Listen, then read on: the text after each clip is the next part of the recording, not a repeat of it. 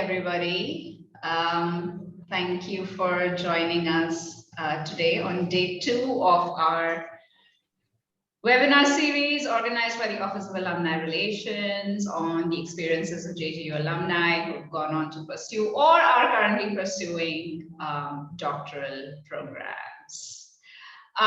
So yesterday we had Stuti Lal, with whom we had a conversation about when, why, and where do you apply for doctoral degrees. So essentially, this is going to be a conversation which spans the entire spectrum of the doctoral experience and, all the different considerations that kick in at each point, mainly for us to think about how to prepare ourselves, right? Because it's really a journey like no other. And so today, having talked about the when, where, and why, we are very fortunate to have Amanish with us, Dr. Amanish Lohan, who is again an alum that we double count at JGU, having first pursued his master's in diplomacy, law, and business from JSIA, and then pursued a doctoral degree with JGBS. And boy, are we lucky to have him here, because this is one busy, busy fellow. And so thank you so much, Manish, and thank you to all the attendees. It's a pleasure to be here, Professor, and thank you for the kind words. Okay, so let's get started. So, the first thing I wanted your thoughts on is we're going to talk about getting the pitch right and the application process, right? So what would be nice is if you could tell us, how did you first of all go from an interdisciplinary program, which is what the MADLB is, to realizing what was that moment when you said that, okay, I want to continue on with my doctorate in business. And then once you decided to apply and you started going through the application process, was it almost easier or better to pitch to an institution or to apply with an institution that you were already familiar with, even though you, as I just said, you crossed over from kind of one school to another?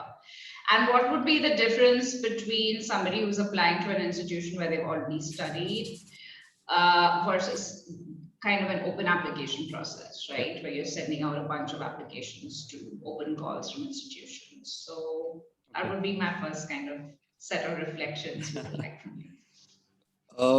Honestly, there's no straightforward answer to it, but definitely I'll try my best here.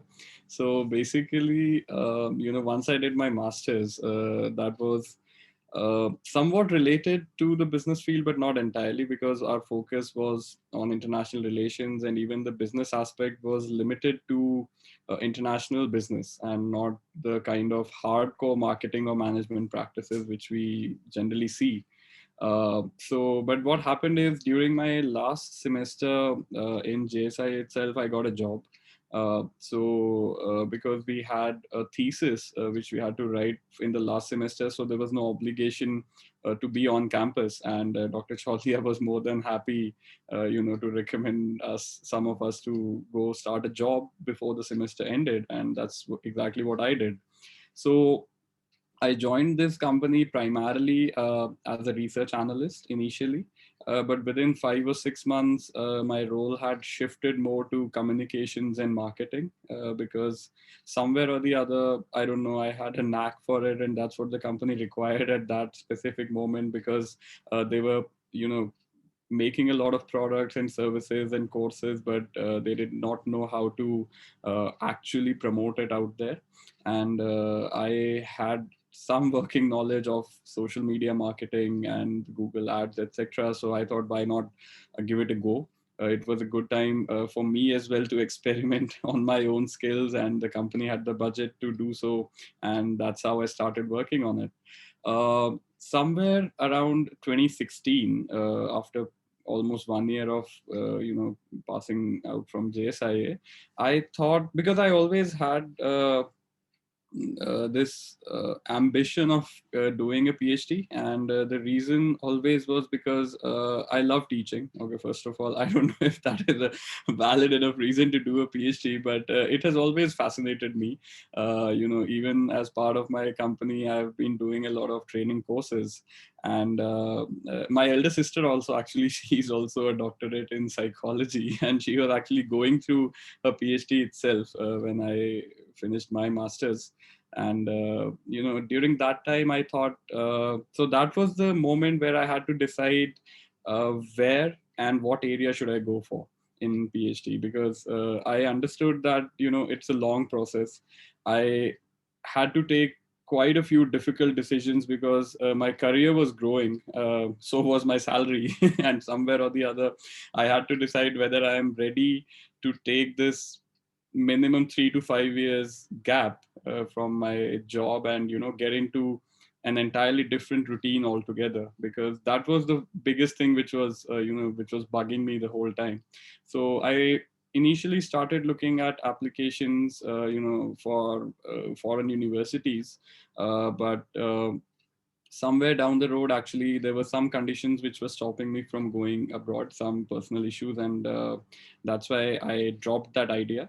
And I thought that I will give it a shot in India itself, and I'll try for the applications. But the good thing was that I actually went through the initial process of applying abroad, because most of the international universities, I'm sure you are aware, that if they start a PhD in fall of a year, then the application actually closes in in January itself, right? As early as January, and they take a long time to process these applications. So practically, for all reasons, you have to start applying almost a year before, and you have to have a plan. You have to know what you are trying to do. You need to find a supervisor. I mean, initially it's mind boggling on what all you have to do, because the processes which these universities have are so rigorous. And so that's when I started looking at some universities in the UK itself, because having done my undergraduation there, I was familiar with the environment, and I was kind of comfortable with the place as well, because I have lived there for almost 4 or 5 years. So that was the first priority. And but once again, the topic came back that where do I go and what area do I work in? So I started looking for PhDs in international relations initially, and honestly, it was tough because, sorry, I started emailing some professors, and they want you to be very specific. They want you to give them a very uh, structured proposal and a very clear idea of why you're pursuing this PhD. And for those people who actually don't know this, but PhD is about problem solving. That's how I see a PhD. You have a problem which you are trying to find a solution to. If you don't have that, there's no use doing a PhD. It's like, fine, the tag of a doctor looks fancy, but it's not worth it just for the tag to go for a PhD. That's my personal opinion. And so I started researching. I started looking at different issues, because my area of research was actually conflict negotiations and conflict resolution in the Middle East and AFPAC. So I got replies from two universities, Bradford and Coventry, and both of them told me that your data collection is going to be a problem. That was the primary issue both the guides there had, because they said the area which you're trying to study and the region which you're trying to investigate for PhD, you need a lot of primary data, and that might be an impediment because for obvious reasons. So after that, I thought, the work I was doing in my company itself was uh, leaning a lot towards marketing. And my own, as I said, my own instinct was a lot towards marketing, and I was doing well in that field as well. So that was where actually the turning point came. And I thought that I have already experienced international affairs. I had the privilege to work with some of the biggest organizations out there, like IDSA, MSF, UNICEF, Radar, etc. And I knew how the life is there, and I had already experienced it for 3 4 years, even during my masters as well. So that's when I decided that why not go for management? Why not go for marketing specifically, because that was something I was more interested in. And honestly, there was also some amount of selfishness where I thought that my career prospects might be a bit better if I do a marketing, because then I can leave the door open for both academia and industry as well. So yeah. Fantastic, fantastic. What a story. And so much seems to have happened so quickly, So much, right? yeah, so much. What I love is that not only did you address what I had asked you, but you touched on so many issues that came up in our discussion yesterday in Yeah. terms of should you get work experience once you've gone into work, how hard is it to kind of come back, Yes. what Yes. are the stakes, etc., etc. But anyway, that brings us to the FAQs round of the discussion, I suppose, because Mhm. one thing people want to know usually is when you're considering or when you're putting together an application, how much weight does the your CV, including your grades, carry? How much weight does your previous experience in terms of your professional profile carry? Yeah. And how much weight does the research proposal backed up by any previous Hmm. publications carry? So, Okay. what is your take on this?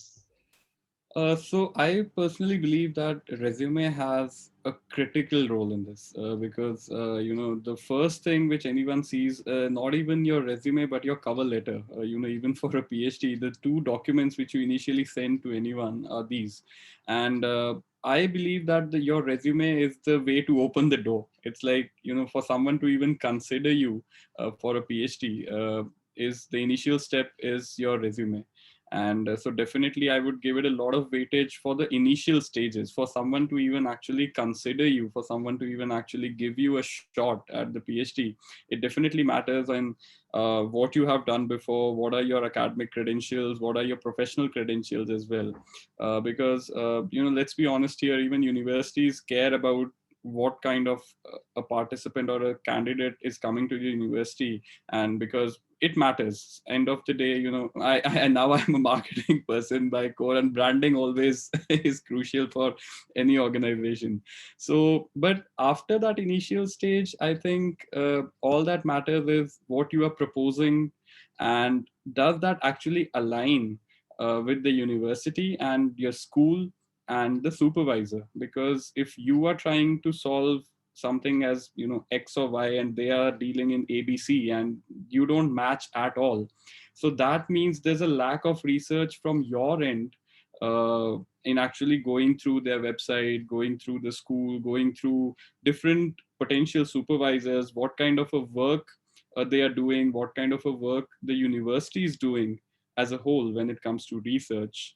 And lastly, I think you said the role of publications definitely matters, because definitely peer reviewed articles are uh, a justification and kind of a stamp on a person that they have done their work, and they have proved to the community, to the society, that they are capable of research. Because someone going through that process of double blind peer review and getting a paper published means that they know how to go about the process, and they know the basics of citations. Because uh, in India, that is a big problem as well. And citations itself, something which is so basic outside. And because the problem is, like, when I went for my undergrad, the first thing they taught us was citations and collusion, plagiarism and collusion. We were not even allowed to attend classes before we learned that.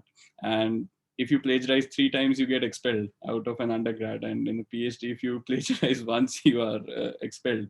So there is a gap, definitely. But I believe that the weightage of your research proposal is the highest for me. And it should be very clear, it should be vivid on what you are trying to do, how you're trying to do it. Obviously there will be multiple iterations along the way, and that you should not worry about. But the person who's reading it, they don't have a world of time to go through it, so they should know what you're trying to do, and is it beneficial for them and the organization as well. So that's what I believe. Yeah. Fantastic. So before I go to my next question, I just want to remind the attendees that we look forward to your questions, either using chat or the Q&A feature. So we're going to get to your questions in a second. So please feel free to start dropping them either in chat or Q&A. Right. So speaking of writing the proposal,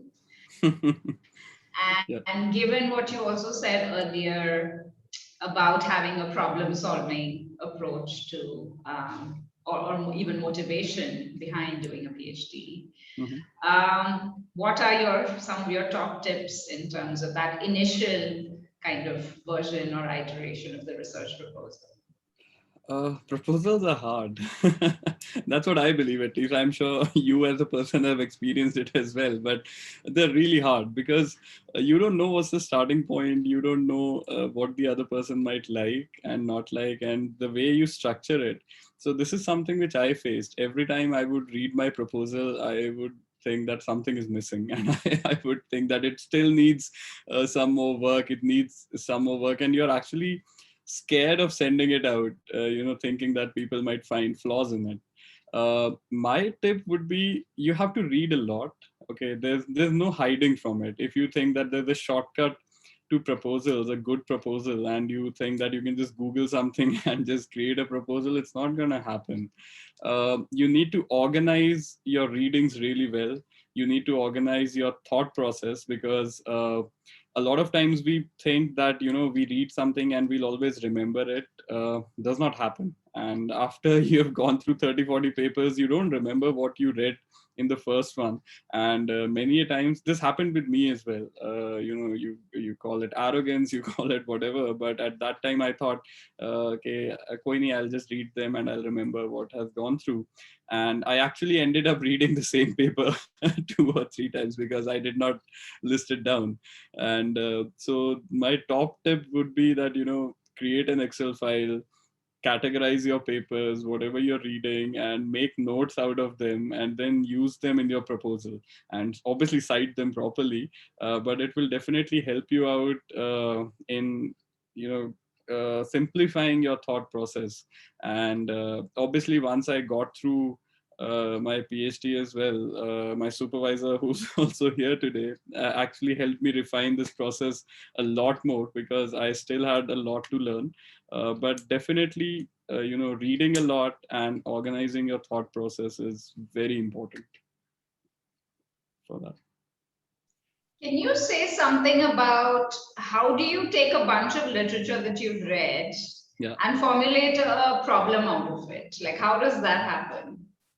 I would say, for me, that was the toughest part. I don't know if it's the same for everyone, because many a times, doing a lit review, there are a lot of misconceptions which people have out there, that what does doing a lit review mean? Many a times people believe that doing a lit review is just going through all the readings and whatever has been done before and summarizing it. But finding a gap is actually the biggest problem you can face, because every paper has been written after a lot of rigorous work, right? The person has put in a lot of effort there, and every paper has another 30 citations which you have to go through. And simply based on one paper, you cannot say that there's a gap in the literature. So what I personally used to do is, I would go through a paper, and I used to use my pen and pencil a lot and my highlighter, and I would just highlight something, and I would just put a small note next to that page, that this is something which I feel is missing here. And but I would just leave it for that at that time, and I would go back to the paper after 3 or 4 days and then start finding more about the related field. And that was actually just to make sure that what you think that is a gap, is it actually a gap or not. Because and to be honest, I got disappointed so many times, because every time I thought I found a gap, and you go to Scholar and you find a paper where someone has already dealt with it, so that happens. But once again, it's an iteration process. You fail more than you succeed. And definitely you should get used to rejections. If you're not used to rejection, if you're a very sensitive person, I don't think PhD, I'm not trying to discourage someone, but you should be strong as a person. You should be open to a lot of rejections, a lot of criticism of your work, if you want to go down in this path. So yeah. Yeah, that's very, very well put. So I'm not seeing any questions yet, but I'm happy to keep asking you, keep asking you questions. Sure. One thing that, so no matter how much we talk about interdisciplinarity, Yeah. uh, academia is still so much structured around disciplines. Yes. And the doctoral program is almost like a gatekeeping process, right? Like Yes. you are being tested for entry into, like, they used to have the artisans guilds, like Exactly. in the Yes. past. Yes. You're being tested for entry into a particular Yeah. vocation, i.e. Yes. discipline here in this Yes. case. So, how did you navigate your interdisciplinary training, and at what point did you have to start appealing to a jury of like business Hmm. professors, and Hmm. how did you train yourself to do that? What were the challenges, or was it Yeah. seamless? Because I know for Yeah. me, I lucked out. I went from having a very eclectic social sciences background in Hmm. economics, global history, social work, international relations, global studies, foreign languages, to suddenly then doing my doctorate in law. Law. Yes. And I wasn't too worried about that until I realized one day that I was going to be defending this work before a jury of law professors. Experts. And Yes. that's when I know what you're saying. Yeah. the पैरों के नीचे से जमीन खिसक गई types. Absolutely. It's like Absolutely. somebody yanked the rug from under my feet. Yeah. Uh, so what was that like for you? And where does interdisciplinarity and doctorate Hmm. intersect, and where do they not like each other so much? It still gives me shivers, to be honest with you, because I had a similar experience as you had. And so, one thing for people who don't know here, JGU's process is very rigorous. People who think that getting into JGU's PhD is easy. Is not It's not easy at all, because specifically I got into the full scholarship program, right? So the university pays you a stipend and you are a full-time scholar there. And boy, they are picky. They're very rigorous about it. So I had to go through actually a 3-stage process just for getting into JGBS. So first one is actually when you submit your application with your proposal, etc., like all other universities. But the second process was actually entirely new to me, that you have to undergo an aptitude test, and it's proctored, it's online. You have to sit, you have to put your webcam on, and there's a 1.5 hour aptitude exam which you have to go through, and you have to score like a 70% or something in that exam.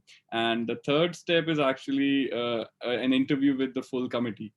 So coming from a different background has its pros, has its cons. That's what I'll say. The pros were that I had a different worldview altogether, which maybe the hardcore management professionals do not, because I have been trained in certain disciplines which the management professionals have not.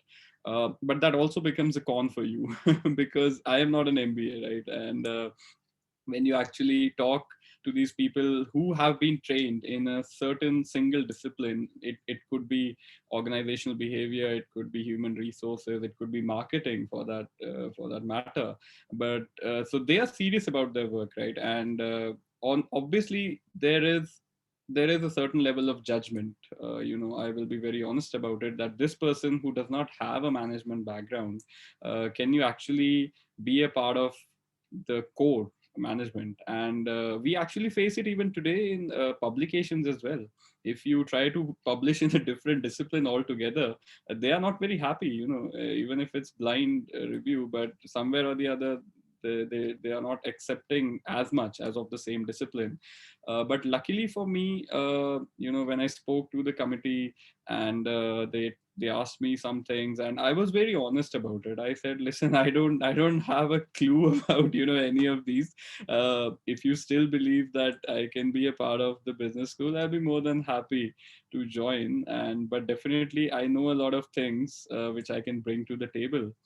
And I'll be honest with you, our coursework was a year and a half. Out of the 3 years, 1.5 year was coursework. We had to undergo 12 subjects.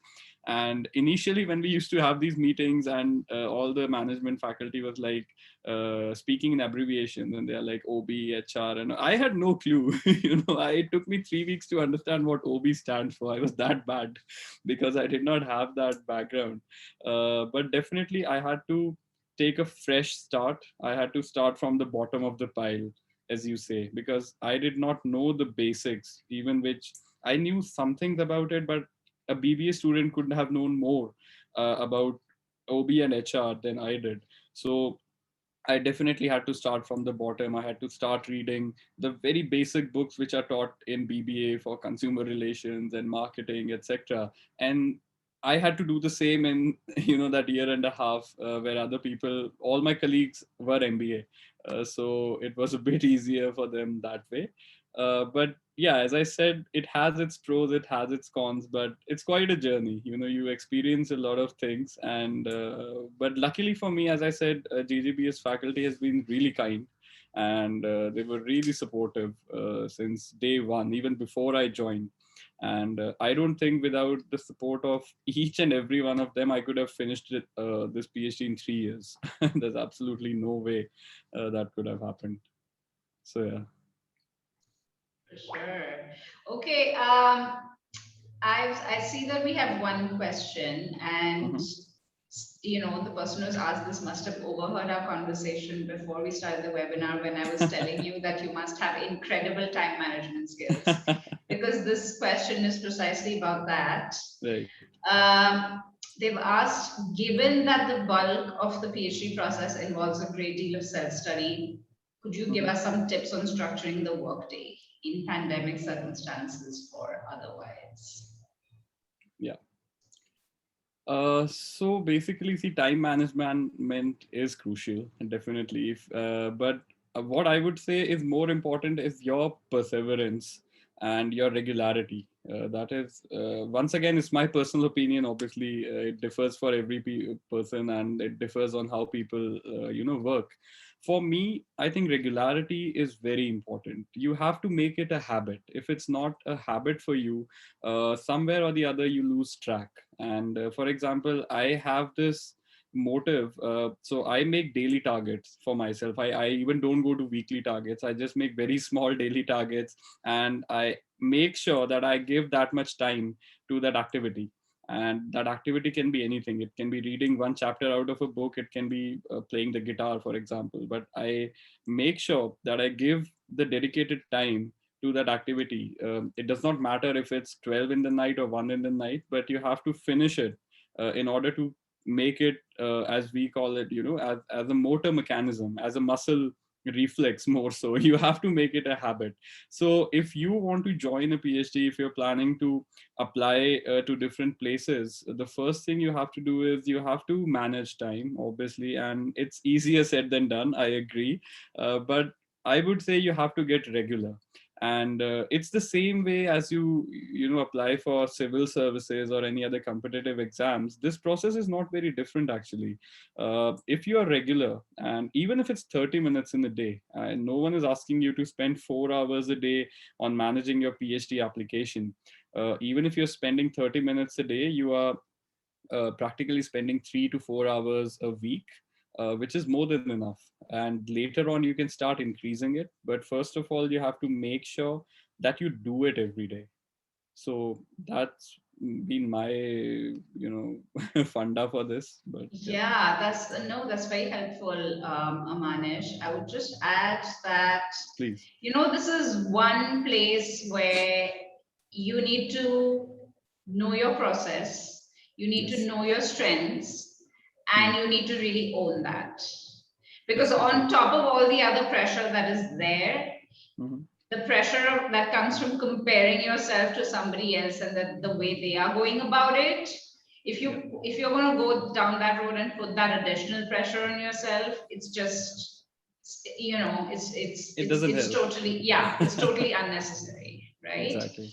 So it's really about knowing what your process is, right? For example, like, some people work better when they write down every single thing, and they consistently write, and they do several drafts of it. Yes. Yes. Okay. And they keep editing afterwards. Some people work better. I mean, that's kind of what I generally end up, how it works for me is, they that the stuff has to be in here churning for a long time, right? Before it's got down on paper, and once it's got down on paper, it's like the final version, right? Like, there's no kind of editing that.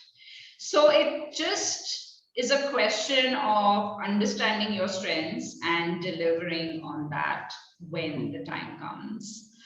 um, Speaking of pandemic circumstances, I very much wrote the bulk of my doctorate last year during the lockdown, the main lockdown, the one Yes. big lockdown that we all Yes. had, which Same we here, will never actually. forget. Yeah, so that definitely helped. But by then I was, I was just a different person from when I had started at Indiana in fall of 2015, right? I mean, just as a person, I had achieved so much clarity on what it is that I wanted to deliver here. Yeah.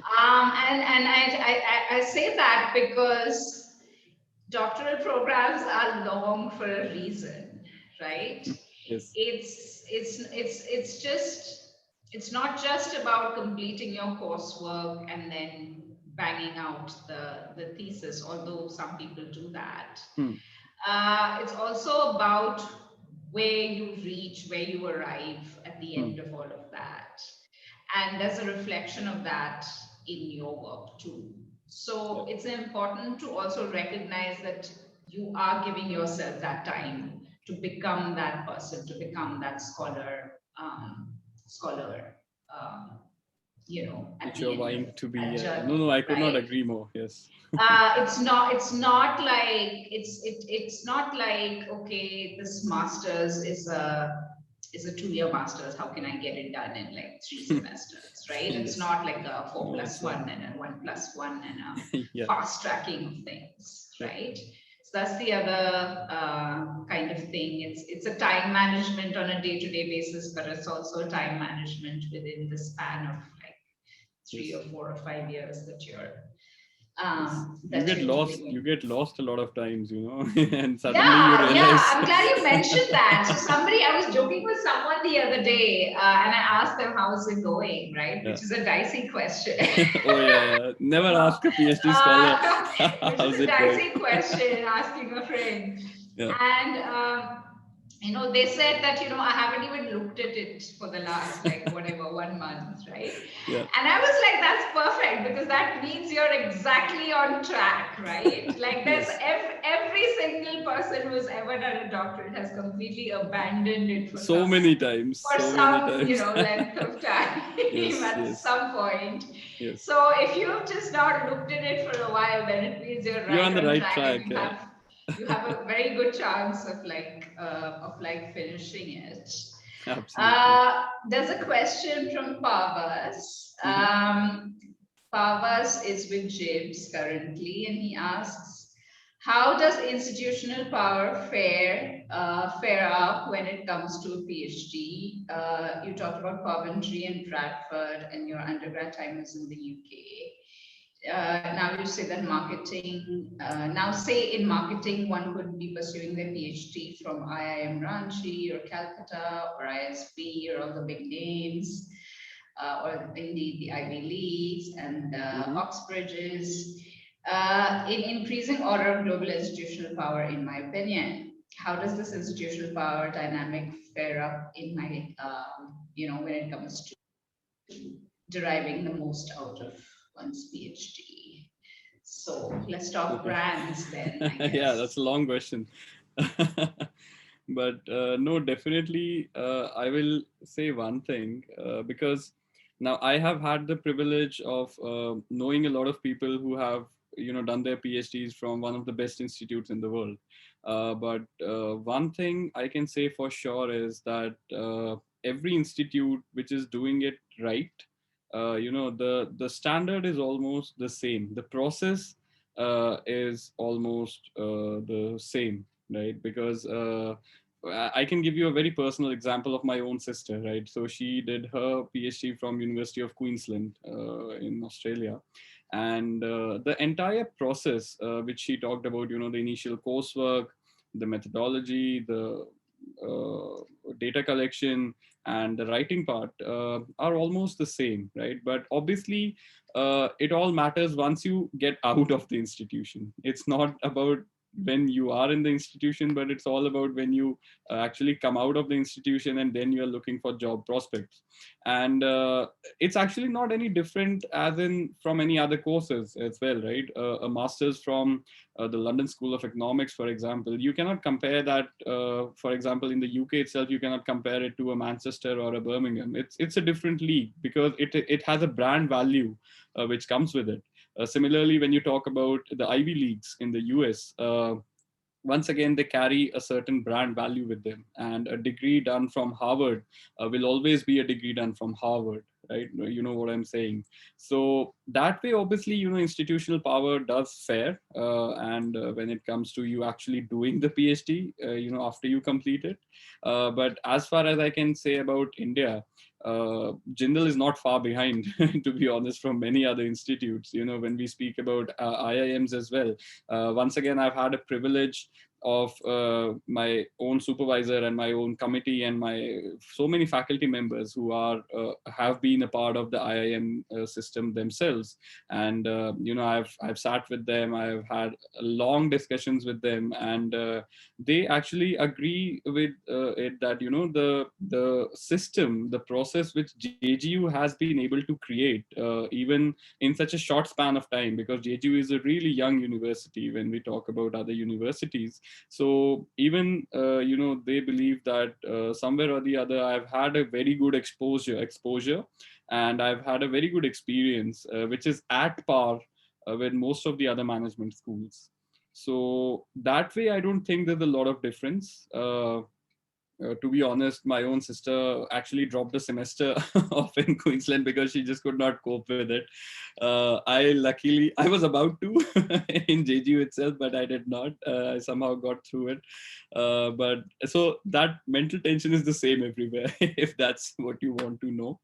But definitely, yes, brand value does matter. There's no two ways about it.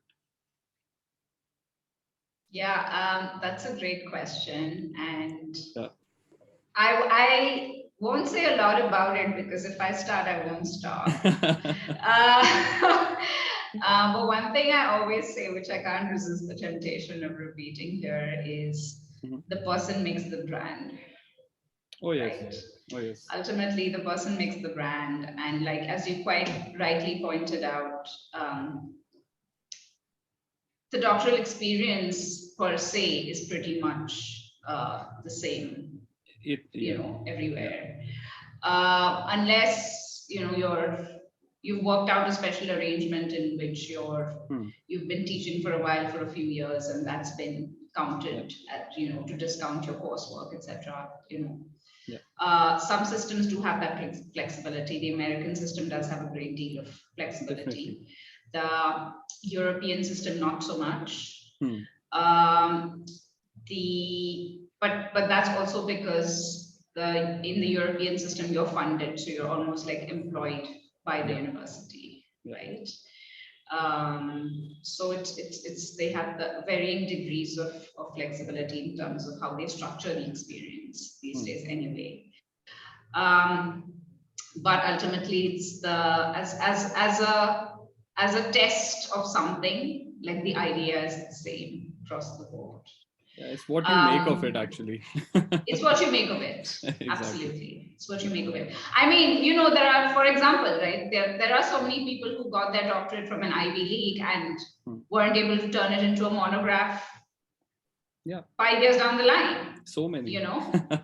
So many people like that, right? So I guess ultimately this always devolves into a larger issue of how do we assess quality in the academy. But Long thank debate. you for asking. Thank you for asking that. Yeah, thank you for that. Okay, I don't see any other questions, and we are close to running out of time. I just want to ask you one final thing from my side. You are currently working in a private sector role, but also teaching. Yes. And one aspect that is very less discussed, talked about, is what does getting a doctorate mean in terms of your prospects in non-academic jobs, right?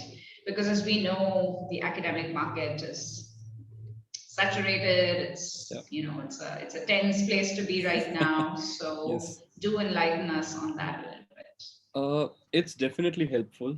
It's really helpful because you have a lot of tools in your hand which you did not have before a PhD.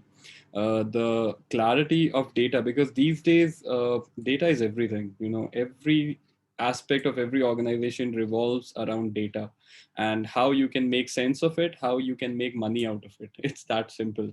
So personally for me, my PhD helped me a lot because I got a good grasp of quantitative methods and how to actually make sense out of data, which I had a working knowledge before the PhD, but I did not have that good a knowledge of that, of data itself. But once I've started working in this organization, the way we are actually conversing with our consumers, the way we are actually collecting feedback, the way we are actually modifying our own products and services, and so we are using the data as much as we can. At least that's what I believe. I'm pretty sure I'm off as well, because no one can be perfect in this, but at least I'm trying to utilize all that data in every manner and try to analyze it to get more profit for the organization.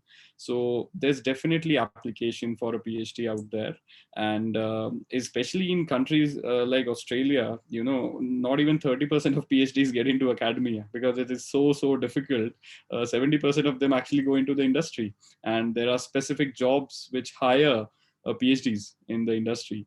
So once again, it's all about how you look at it, how you tackle the problem, and how you approach it, in my view. But everything you learn, everything you study can be put to use somewhere or the other, is what I believe. So yeah. That's a great thought to leave this on, and something positive too. But because between the two of us, I think we've scared some people off the PhD, of ever attempting a PhD. I hope not. I hope some people have found motivation in this conversation, but this has been truly great. I suspect some of us are now even thinking of going and getting a second one. Okay. Just to feel those shivers again. I'm not there yet, but yeah. Just to feel those shivers again. But thank you. This has been truly wonderful. You've given us a lot to think about. And best wishes. Look forward to meeting in person. To the attendees, thank you for participating. Thank you for being here. I remind you that this series continues tomorrow until Friday. Tomorrow we have Tatiksha Mohanty, who will be talking about the early part of the process. So once you're in, what happens, what are the struggles? Then on Thursday, Manveen will be joining us, for our very own Professor Manveen. to talk about mentorship and method. And we will close it out on Friday with Vinay, who will talk about defense and what comes after. Look forward to seeing you again. Have a lovely evening. Good night. Bye. Thank you so much. Thank you.